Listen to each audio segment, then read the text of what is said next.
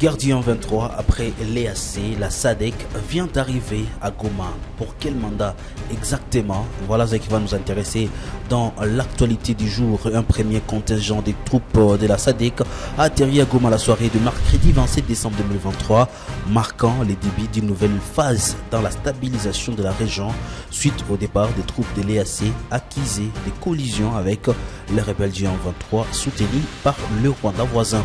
Et puis le pluie enregistré en République démocratique du Congo en cette période de fin d'année font craindre le pire dans la ville, province de Kinshasa d'abord et en province. Il ne se passe plus un seul jour sans pluie dans les rues de la capitale congolaise et par conséquent les inondations deviennent monnaie courante. À Bukavu, Albert Migabo, chef des quartiers Ndendere en commune d'Ibanda, que nous vous suivrez dans l'actualité du jour, attribue l'incident malheureux qui s'est produit dans la province voisine du site Kivu à la mauvaise canalisation d'eau dans la ville de Bukavu. Messieurs et dames, bonjour. Merci de nous suivre de partout au monde. Merci surtout d'être informés sur Kivu Morning Post, informé pour transformer.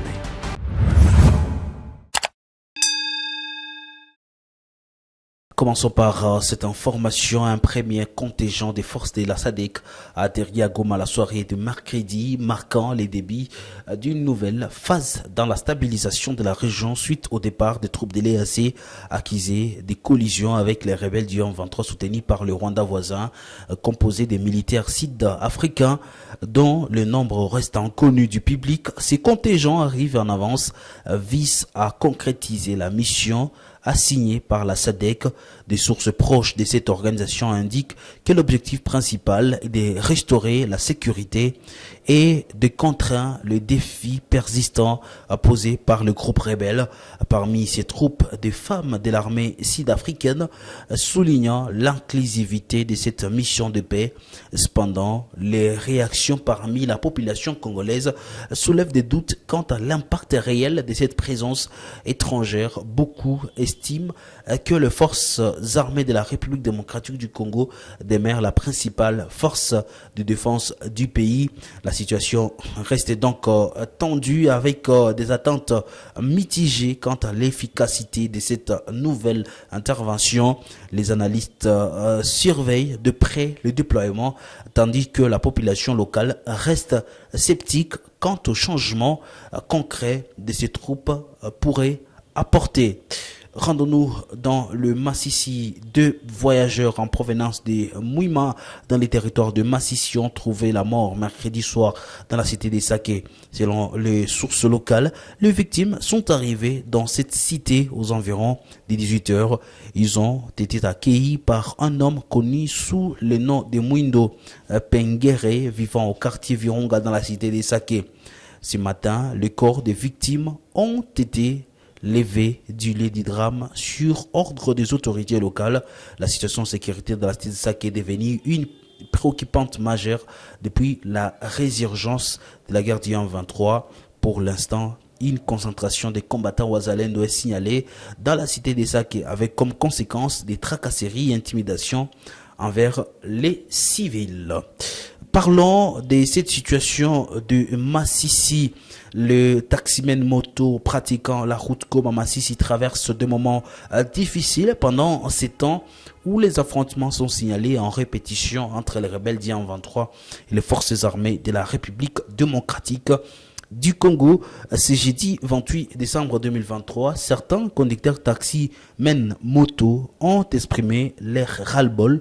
Ici, je vous demande de les suivre. En tout cas, pour le moment, motari wa kwenda kule ni kujitoa juu situation zenye ziko kule, make tu ni njia tu ya kukufa. Shua kuona situation ya Goma ginzi iko, batoto njala iko mubaya, basi unajitupa mule. Mais en tout cas, situation ya Masisi kwa leo hii inashindikana vraiment. Surtout uko na tosha passager hapa Goma, unamubeba ngambo za Rubaya kule Mangungu Makaruba. Mais ukishafika mule munjia vraiment, wakati unakutana na soda wale bazalendu, kila mtu transporo yake anakuuliza mataxe za bila ta papier. Basi ukishaona danger ya mwa ile njia, unaona kusema ukufe juu ya kukuuliza 2000 francs, unapana unaenda kuta huko, unafika huko Goma, zote zinaishia munjia juu ya hali ya njia juu isha kwa mubaya sana. Ofete ba deplace bako nakuya siku kwa siku juu hali Masisi iko naendelea kuwa mubaya sana.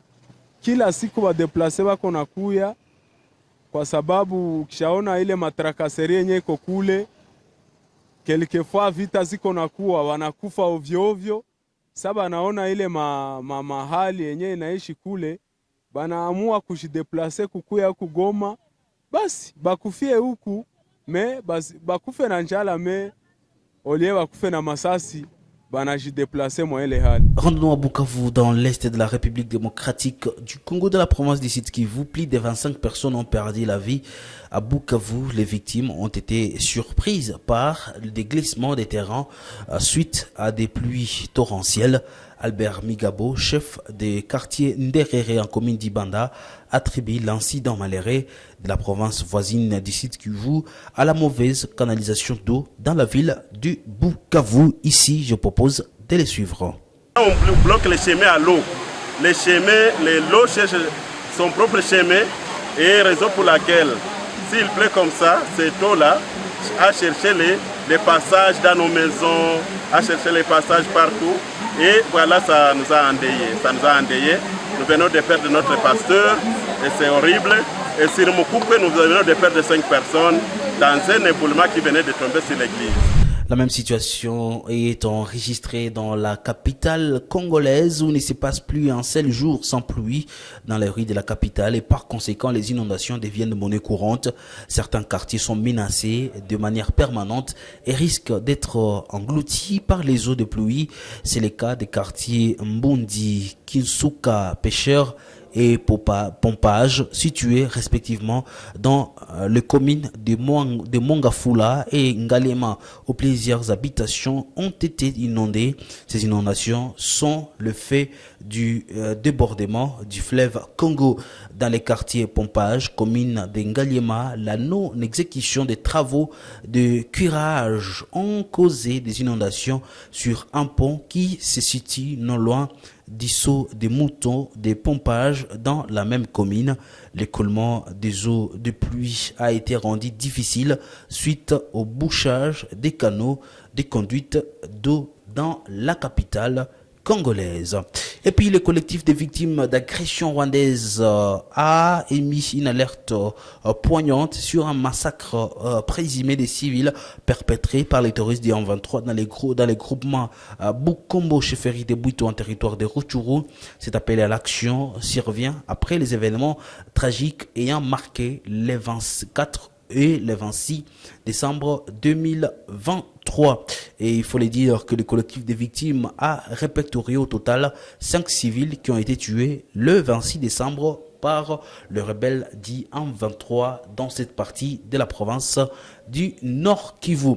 Finissons l'actualité du jour. Le procureur général près de la Cour de cassation, Firmé Mvonde, exhorte dans une communication en public mercredi les officiers de police judiciaire, particulièrement ceux des services de sécurité, à ne pas négocier avec les différents acteurs impliqués dans la propagation des faux bruits, incitation à la haine ou tribal, également au racisme.